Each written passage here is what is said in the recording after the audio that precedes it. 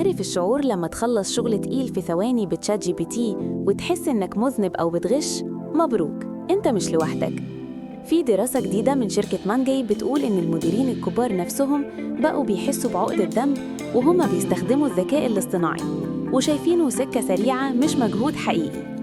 زمان كان الكل خايف إن الروبوتات هتاخد مكاننا، بس في 2025 الحماس ده بدأ يهدى. المديرين اكتشفوا إن الذكاء الاصطناعي آخره يكون مساعد شاطر مش بديل. الدراسة بتقول إن 38% بس من الشركات كانت بتفكر تمشي موظفين، والباقي اكتشفوا إنهم محتاجين خبرات بشرية متخصصة عشان تعرف تدير الأدوات دي صح. الغريب بقى إن الشركات الصغيرة والمتوسطة بتستخدم الذكاء الاصطناعي 3.5 مرات أكتر من الشركات الكبيرة. طب ده ليه؟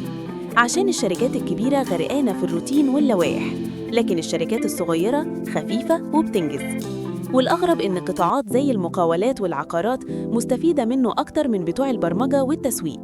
وبقت المشكلة الحقيقية مش في استبدال البشر، المشكلة في عنصر التشتيت، لدرجة إن 76% من المديرين بيقولوا إنهم دايخين بين كذا أداة ذكاء اصطناعي، وفي 2% بس هم اللي لقوا أداة واحدة تخلص كل حاجة.